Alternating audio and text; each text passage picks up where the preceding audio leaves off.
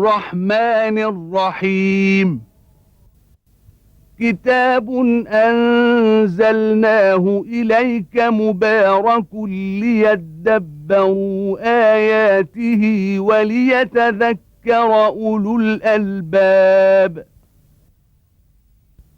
صدق الله العظيم.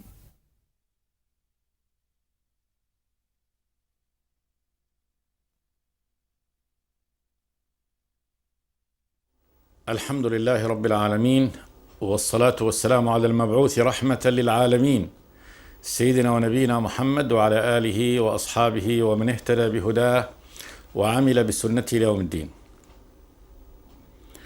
وبعد، فيقول الله تبارك وتعالى: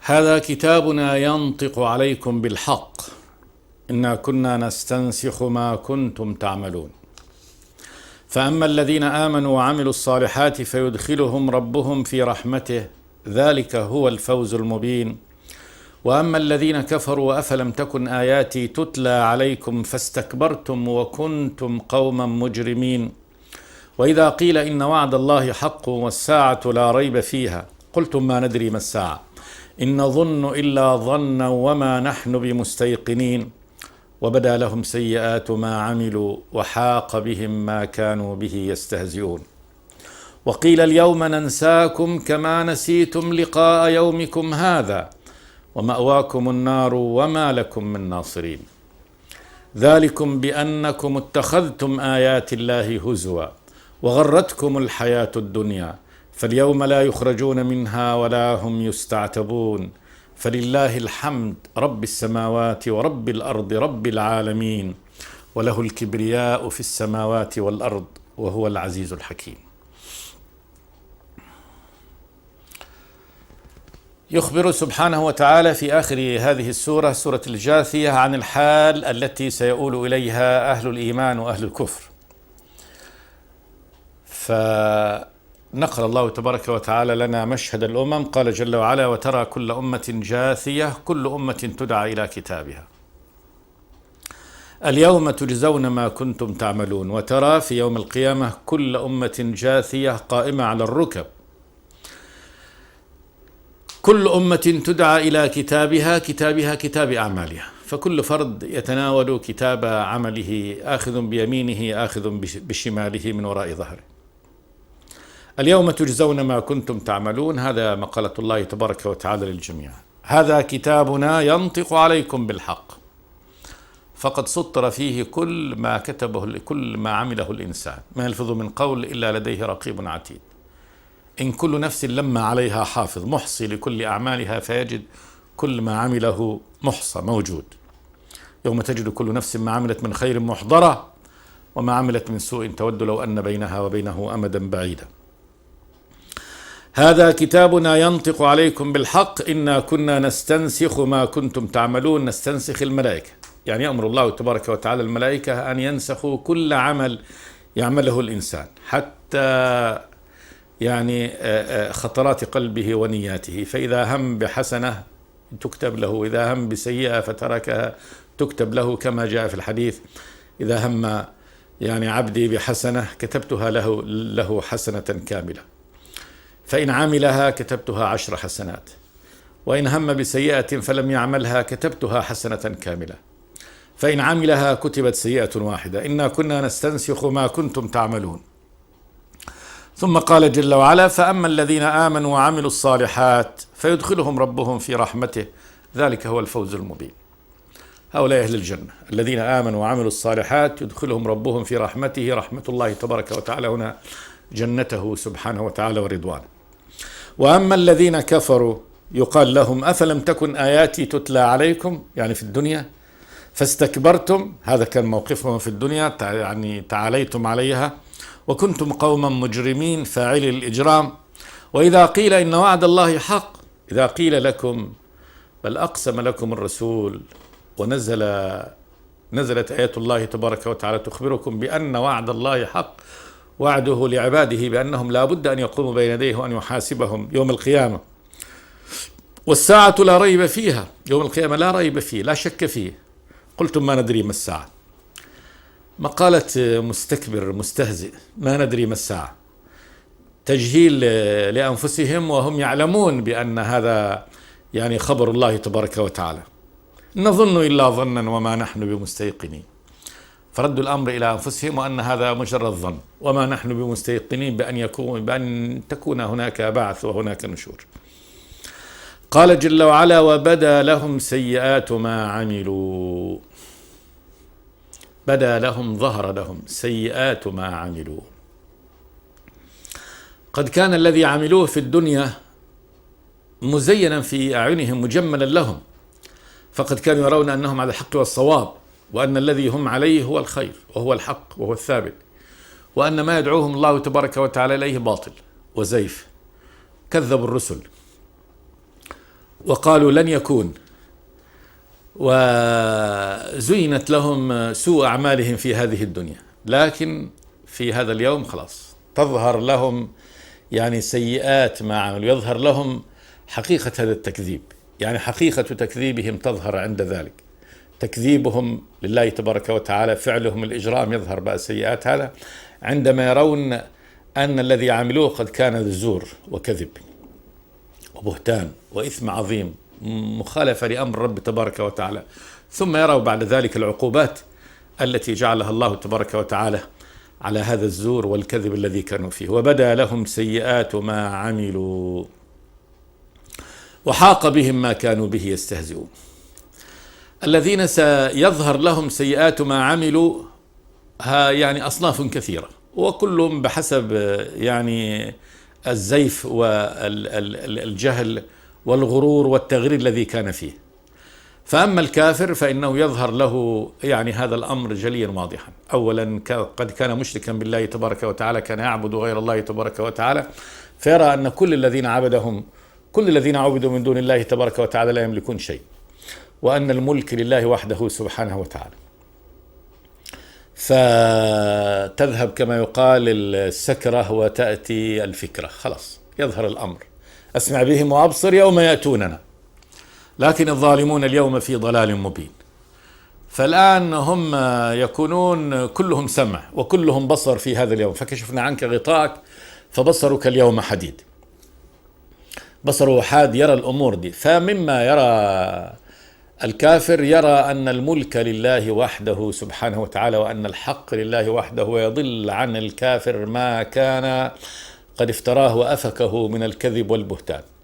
ويرى أن آلهته التي عبدها من دون الله تبارك وتعالى لا سلطان لهم ولا ملك لهم.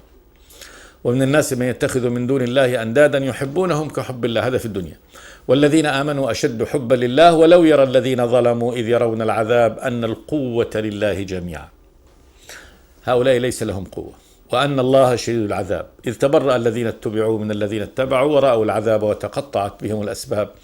وقال الذين اتبعوا لو أن لنا كرة فنتبرأ منهم كما تبرأوا منا كذلك يريهم الله أعمالهم حسرات عليهم وما هم بخارجين من النار.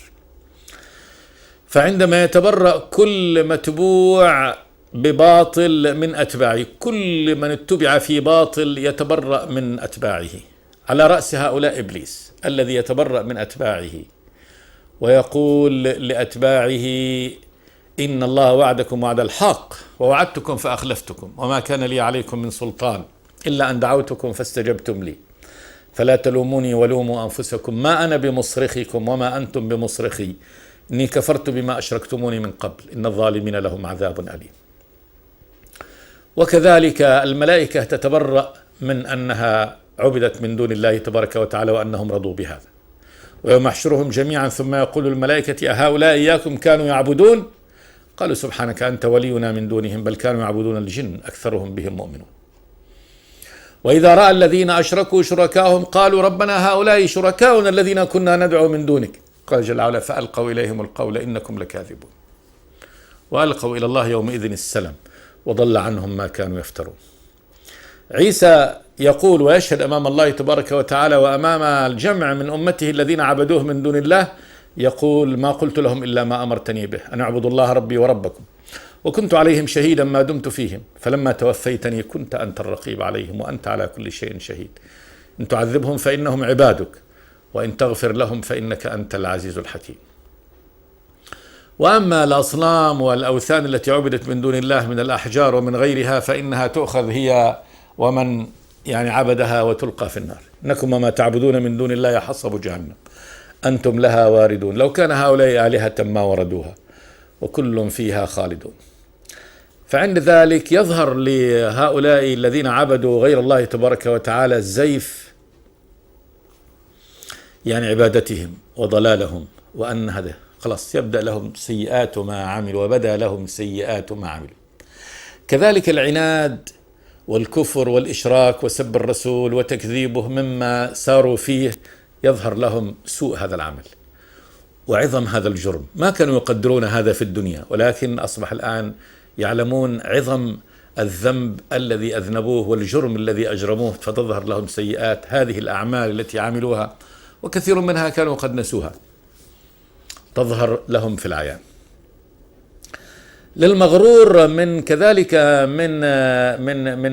من أتباع الرسل نصيب من هذا، فإن كثيرا من أتباع الرسل قد يكون فيه غرور، غرور المغفرة، وأن الله تبارك وتعالى لن يؤاخذه بهذا الذنب ويستهين به، فكل مستهين بذنب فإنه يظهر له أثر هذا يوم القيامة ويبدو له سيئات ما عمل، كما في قول الحسن البصري رحمه الله يقول: وإن قوما ألهتهم أماني المغفرة خرجوا من الدنيا ولا حسنة لهم، قالوا نحن نحسن الظن بالله، وكذبوا، لو أحسنوا الظن لأحسنوا العمل.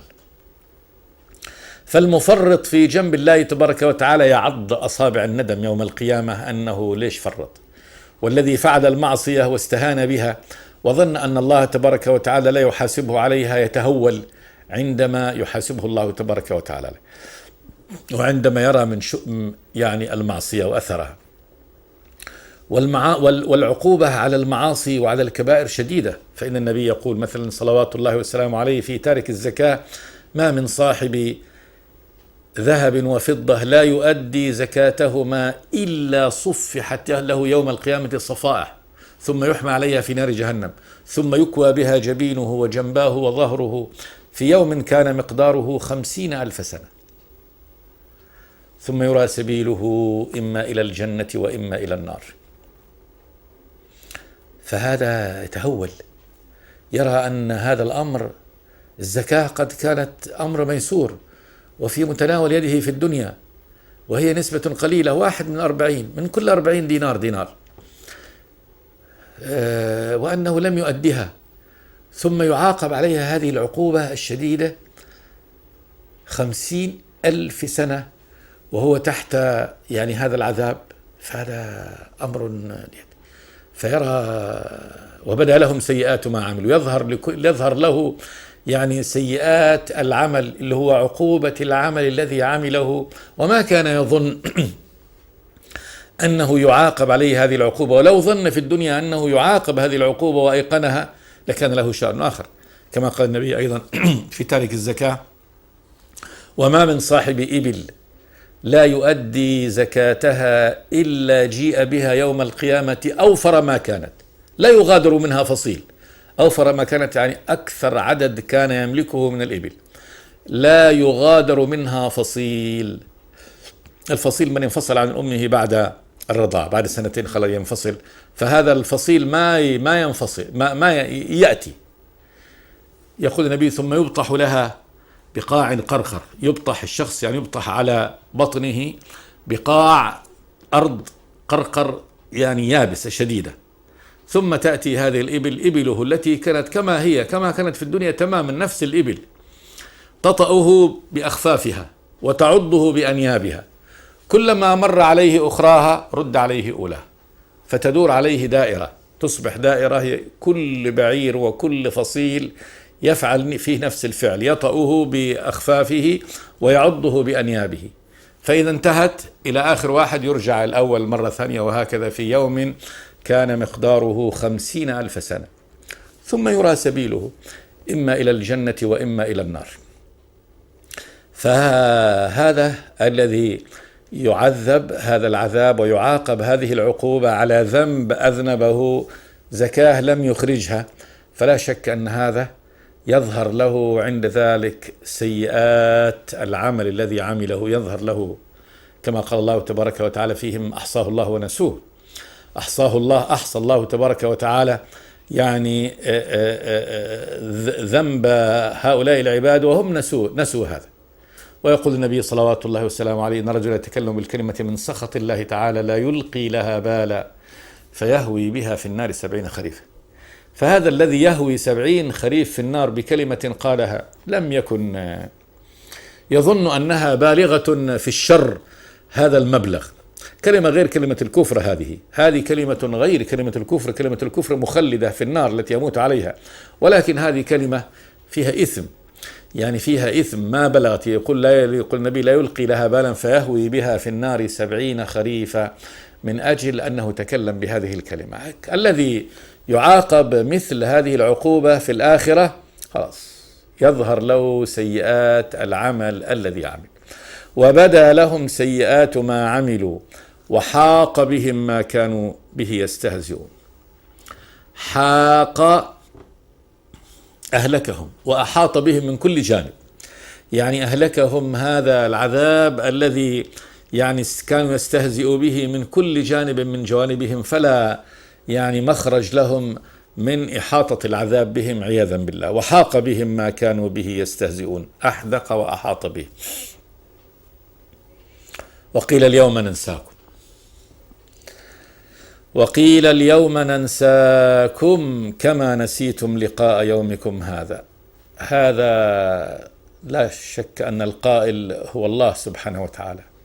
عقوبة لهؤلاء الذين في النار المخلدون فيها خلودا لا ينقطع، يقال لهم اليوم ننساكم. اليوم، هذا اليوم اللي هو يوم القيامة، ننساكم في النار. والله تبارك وتعالى لا ينسى، لا يضل ربي ولا ينسى سبحانه وتعالى، لا ينسى شيء، ولكن النسيان هنا بمعنى التخلية والترك، يعني أنه يتركون ويلقون في النار ويهملون ولا ينظر لهم بتاتا، ولا يعني يعاد أمرهم وتلحقهم رحمة الله تبارك وتعالى، وينظر الله تبارك وتعالى لهم نظر رحمة في مستقبل الأيام قط. وقيل اليوم ننساكم كما نسيتم لقاء يومكم هذا، مثل ما نسيتم يوم القيامة وألقيتموه خلف ظهوركم ولم تذكروه ولم تظنوا أنكم ستوقفوا بين يدي الله تبارك وتعالى، تعاقبون بنفس العقوبة،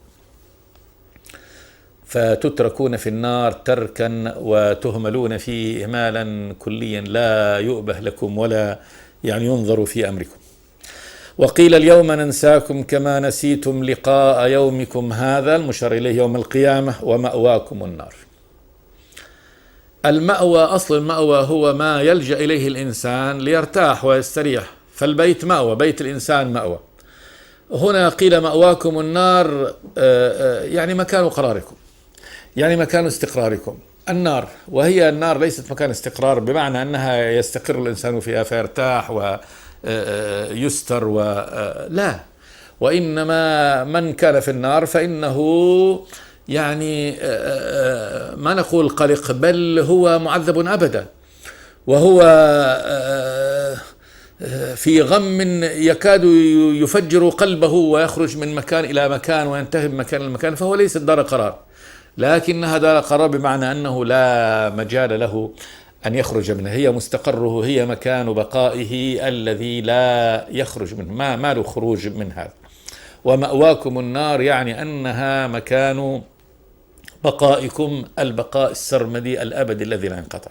ومأواكم النار وما لكم من ناصرين، ليس هناك من ينصركم، ما في أحد يعينكم، لا أحد يعينهم أو يشفع لهم ليخرجوا أو ينصرهم بأي نوع من النصر، حتى دمعة يعني إشفاقا عليهم لا يجدون من يعني يذرف عليهم دمعة لهم، فضلا عن يعني ينصرون بمعنى يخرجون أو يشفع لهم أو يجدون قوة أو نحو ذلك ليخرجوا من النار. وما لهم من ناصرين، ليس هناك من ينصرهم.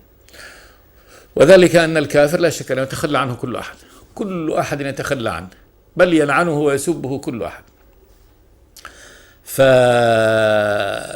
الله تبارك وتعالى يتخلون عنه، وليس أمامه إلا ملائكة العذاب الذين قد أمروا بأن يعذبوهم، عليها ملائكة غلاظ شداد لا يعصون الله ما أمرهم ويفعلون ما يؤمرون. وملائكة الرحمة ليس هؤلاء داخلون في حسابهم ولا يرحمونهم. الرسل والشافعون لا يشفعون في أهل الإجرام، أهل الإجرام الذين ماتوا على الكفر لا شفاعة. يا أيها الذين آمنوا أنفقوا مما رزقناكم من قبل أن يأتي يوم لا بيع فيه ولا خلة ولا شفاعة والكافرون هم الظالمون. الكافر هو الذي ظلم نفسه عندما كفر بالله تبارك وتعالى، فما في شفاعة. الأحباب والأنصار الذين كانوا في الدنيا كانوا يحبون بعضهم ويتوالون، الأخلاء يومئذ بعضهم لبعض عدو إلا المتقين. الأهل والأولاد، ويوم يفر المرء من أخيه وأمه وأبيه وصاحبته وبنيه لكل امرئ منهم يومئذ شأن يغنيه. فالكل، ثم أهل النار كل يلعن أخاه، ما في أحد منهم يوالي الآخر أبدا، حتى وإن كانوا في الدنيا من أهل الموالاة وأهل النصرة وينصر بعضهم بعضا ويوالي بعضهم بعضا ويحب بعضهم بعضا، لكن في النار كل يلعن الآخر. إن ذلك لحق تخاصم أهل النار. هذا فوج مقتحم معكم، يقال لفوج يأتي بعد فوج كان في النار، يقول لهم هذا فوج مقتحم معكم يعني النار. فالعادة إن لما يعني في الدنيا إذا جاك ناس يشاركونك تفرح بهم، فيقول الله مرحبا بهم، إنهم صالوا النار، شو يعني الرحب ديت؟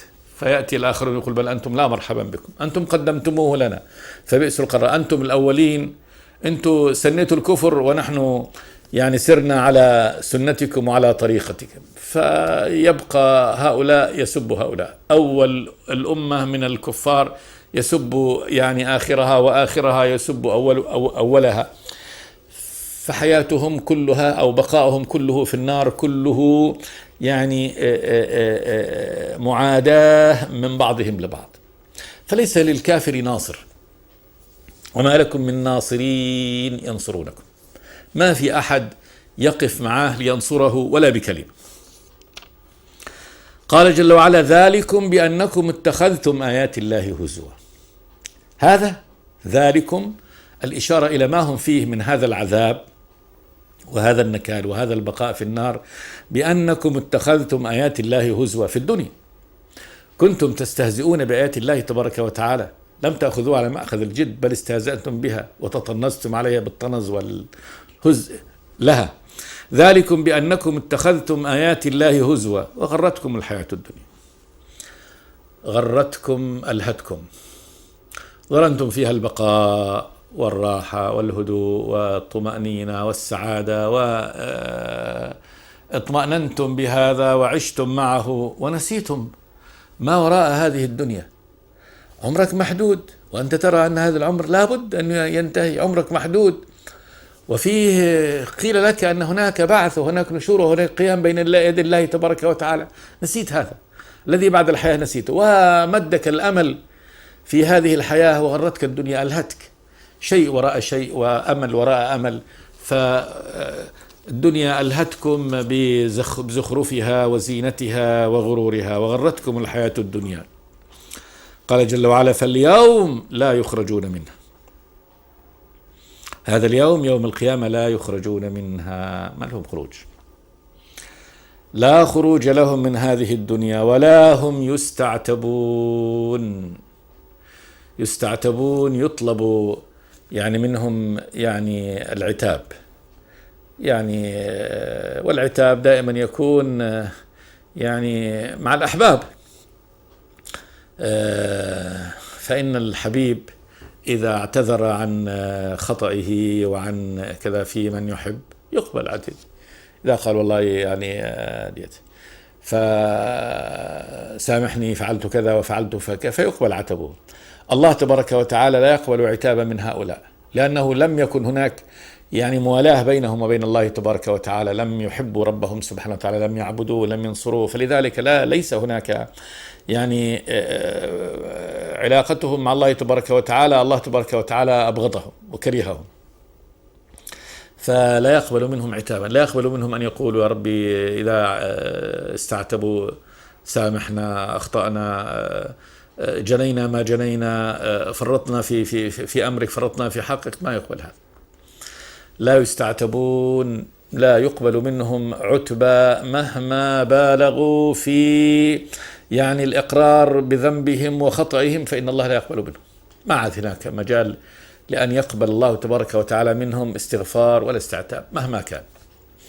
فاليوم لا يخرجون منها ولا هم يستعتبون. ثم حمد الله تبارك وتعالى نفسه على صنيعه سبحانه وتعالى وعلى قضائه في خلقه جل وعلا.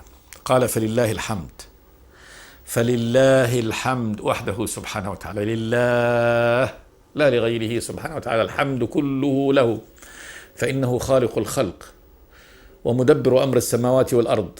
هو الذي بدأ هذه السورة سبحانه وتعالى بتعريف العباد بصفاته جل وعلا، فقال حاميم تنزيل الكتاب من الله العزيز الحكيم، إن في السماوات والأرض لآيات للمؤمنين وفي خلقكم وما يبث من دابة آيات لقوم يوقنون واختلاف الليل والنهار وما أنزل الله من السماء من رزق فأحيا به الأرض بعد موتها وتصريف الرياح آيات لقوم يعقلون. تلك آيات الله نتلوها عليك بالحق فبأي حديث بعد الله وآياته يؤمنون. فالله هو الذي له الحمد، هذه آياته سبحانه وتعالى في الكون والحياة والناس. ثم خالق هذا الخلق سبحانه وتعالى رب حكيم، دعا الناس إلى الصراط المستقيم وحذرهم من الخروج عن طريقه سبحانه وتعالى. ثم إنه سبحانه وتعالى رتب يوما يحاسب كل إنسان على عمله، لا بد أن يحاسب كل إنسان على عمله، فلا يخلي الله تبارك وتعالى أهل الإيمان لا يجزيهم بعملهم، ولا يخلي أهل الكفران فلا يجزيهم بعملهم. فمن حكمته وسنته وقضائه سبحانه وتعالى الحق، قال جل وعلا أم حسب الذين اجترحوا السيئات أن نجعلهم كالذين آمنوا وعملوا الصالحات سواء محياهم ومماتهم ساء ما يحكمون. وخلق الله السماوات والأرض بالحق ولتجزى كل نفس بما كسبت وهم لا يظلمون. فلله الحمد على قضائه على خلقه هذا الخلق سبحانه وتعالى، وعلى حكمته سبحانه وتعالى فيما قضاه ورتبه من هذه الأمور الكونية القدرية، ومن شرعه ودينه، ومن مثوبته وعقابه سبحانه وتعالى. فلله الحمد رب السماوات ورب الأرض، رب العالمين، هو رب السماوات خالقها مالكها رقبة ذاتا وتصريفا، ورب الأرض، وهنا عاد رب الأرض لتأكيد المعنى في كل يعني في العلو والسفل، في السماوات العلى والأرض السفلى. رب السماوات ورب الأرض، رب العالمين، رب كل يعني هذه العوالم. العالمون جمع عالم، والعالم هو الوحدة من الخلق التي تشترك في صفات واحدة، عالم الملائكة، عالم الجن، عالم الإنس، عالم السماوات، عالم الأرض، عالم البحار، كل هذه العوالم ربها الله تبارك وتعالى رب العالمين. وله الكبرياء في السماوات والأرض، هو وحده الذي يليق به الكبر سبحانه وتعالى، لأنه لا مثل له ولا ند له ولا شبيه له سبحانه وتعالى، فله الكبرياء وحده سبحانه وتعالى، ولا يليق الكبر بغيره، بل كل من سواه فعبد له سبحانه وتعالى، عبد له جل وعلا. فهو الرب الإله وحده سبحانه وتعالى، وما سواه فإنما هم عبيده سبحانه وتعالى ورقاؤه. وله الكبرياء سبحانه وتعالى وحده في السماوات والأرض، لا ينازعه منازع، ما ينازع الرب تبارك وتعالى في سلطانه منازع، لا في السماوات ولا في الأرض. وهو العزيز الغالب الذي غلب كل شيء، ما يغلبه أحد، الحكيم الذي يضع كل أمر في نصابه. فعندما يحكم يعني حكم بالعقوبة هنا فإن عقوبته تقع في نصابها، وعندما رحم من رحم سبحانه وتعالى فإنها في نصابه. فكل قضاء قضاه الله تبارك وتعالى فإنما هو بمقتضى العلم التام والحكمة، لا يضع كل أمر إلا في نصابه سبحانه وتعالى.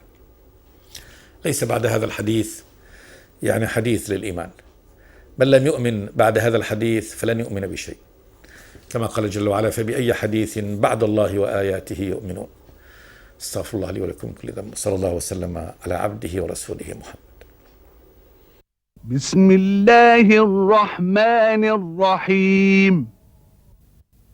كتاب أنزلناه إليك مبارك ليدبروا آياته وليتذكر أولو الألباب. صدق الله العظيم.